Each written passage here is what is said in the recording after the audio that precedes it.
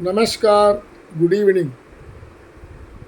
Having briefed you the essence of our four sacred Vedas in the preceding weeks, let's move to the next important aspect of our sanatana dharma, the Upanishads.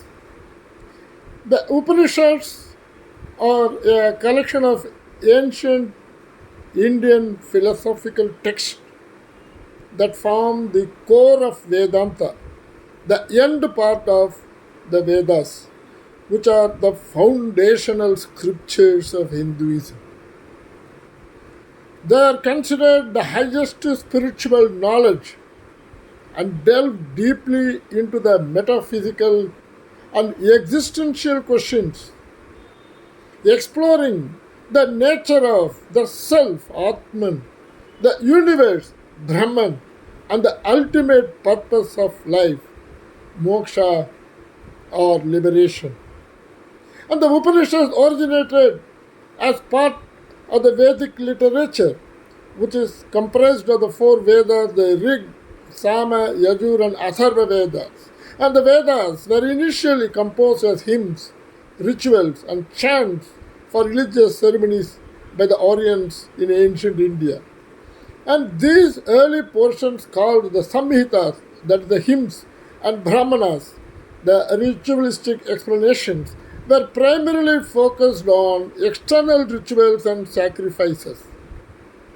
As spiritual inquiry deepened over time, a shift occurred from ritualistic practices to a more internal philosophical exploration.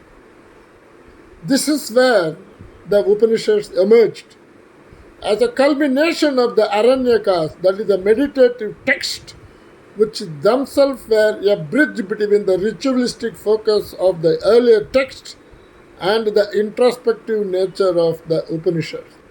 So, this transition marked a move from outward religious observance to inward meditation and self inquiry. And the word Upanishad comes from the Sanskrit roots upa, that is near, ni means down, and shad, that to sit. So, implying a student sitting down near a teacher to receive confidential or esoteric knowledge. This reflects the tradition of Guru Sishya, that is the teacher student transmission of wisdom. And the key features of the Upanishads, and they explore the profound questions about the nature of reality, consciousness, and the ultimate truth.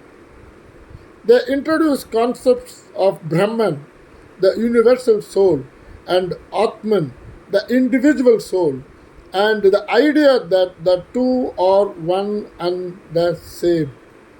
Central to the Upanishads is the goal of achieving moksha, freedom from cycle of birth and rebirth, samsara, through the realization of self oneness with the infinite. So the Upanishads reject mere intellectual knowledge or external religious rites, emphasizing direct mystical experience and personal realization of the divine. One of the primary teachings, especially in later interpretations, is Advaita Vedanta, the doctrine of non dualism, which asserts that there is no fundamental difference between the individual soul, Atman, and the universal soul, Brahman. And the Upanishads have had an enduring influence on Hindu thought, shaping key concepts in spirituality, ethics, and metaphysics. And they laid the foundation for later philosophical schools, particularly the Vedanta, and the impact extends far beyond Hinduism, influencing scholars, philosophers, and spiritual seekers worldwide, including the figures like Arthur Schopenhauer and Ralph Waldo Emerson. And there are some popular and prominent Upanishads. We'll look into a few of them. The Isha Upanishads, that is focusing on the universal self, Atman, and the impermanence of the material world, advocating for a balance between action and renunciation. And the key theme is the harmony between worldly engagement and spiritual detachment. And Kena Upanishads explores the nature of Brahman through a dialogue between the teacher and student, emphasizing the limits of intellectual understanding in grasping the supreme reality, with a key theme that the inadequacy of intellect in comprehending Brahman. And then comes the Katha Upanishads that narrates the story of Nachiketa and his dialogue with Yama, the god of death, delving into the immortality of the soul and the path to liberation. And the key theme is the eternal nature of the soul and the means to attain freedom. Then Mandukya Upanishad, though it is the shortest, it introduces the profound concept of Om and the states of consciousness, waking, dreaming, deep sleep, and the transcendental state of the Turiya. And the key theme is the realization of the self through meditative focus on Om. And Chandogya Upanishad, that contains the famous teaching Tattvamasi, thou art that, the highlighting the unity of the individual soul, Atman, and the universal soul, Brahman, with the key theme, the essential unity of all beings with the divine. And Brihadaranyaka Upanishad, one of the longest and most philosophically intricate Upanishads, it engages in deep metaphysical discussions on the nature of consciousness and reality, and the transcendence and immanence of the self are its key themes. And Taittiriya Upanishad, that describes the five layers, koshas, of human existence, offering practical guidance on ethical and spiritual living. And the key theme is the interconnection of the individual with the cosmos through layers of experience. And then comes the Aitareya Upanishad, focuses on the creation of the universe and the role of Atman in the cosmic order associated with the Rig Veda. And the cosmic origins and the role of the self in creation is the key theme. And Mundaka Upanishad discusses the distinction between higher knowledge, Paravidya, and lower knowledge, Aparavidya, emphasizing the pursuit of Brahman for true liberation and the transcendence of ritualistic knowledge by realization of the ultimate truth. And Prashna Upanishad, structured as 6 questions posed by student to a teacher, this text explores cosmology, the nature of the self, and the meditation, with the key theme the interrelationship between breath, the soul, and the ultimate reality. And the Upanishads, as esteemed body of ancient Indian philosophical and spiritual texts, distill profound teachings that remain central to Hindu thought. And the Upanishads emphasize the fundamental oneness of all reality, the concept of Brahman, the ultimate, transcendent truth, and asserts that everything in the universe is interconnected and part of a single divine essence. And a central theme is the relationship between Atman and Brahman.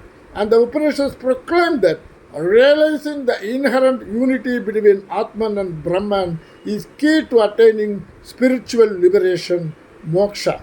And the concept of karma and rebirth, and explore the law of cause and effect, and samsara, the cycle of birth, death, and rebirth. And they teach that actions carry consequences that influence future incarnations, and the spiritual growth involves comprehending and eventually transcending this cycle to achieve liberation. And meditation and self realization, advocating practices. And by turning inward and stilling the mind, individuals can experience the divine presence within and attain a profound understanding of the true existence.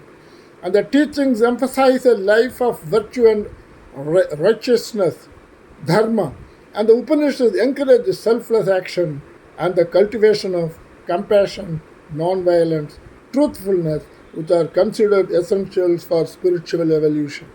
And these texts prioritize direct spiritual experience over intellectual doctrine, asserting that true knowledge of the divine is experiential rather than mere conceptual. And the Upanishads teach that dualities such as the life and death, pleasure and pain, self and other are ultimately illusions, maya. Realizing the non duality of existence leads to inner peace and liberation from suffering. So, Upanishads impart a universal message of interconnectedness, the pursuit of knowledge, self knowledge, and the ethical life as pathways to spiritual liberation. These teachings remain relevant, urging individuals to seek a deeper understanding of themselves and their place within the cosmos. Though rooted in antiquity, the Upanishads impart wisdom that profoundly resonates with the complexities of modern life.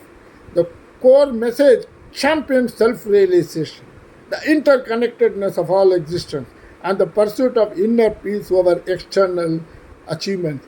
In a world driven by materialism, the teachings of Upanishads encourage introspection, mindfulness, and ethical living as paths to both personal fulfillment and collective harmony.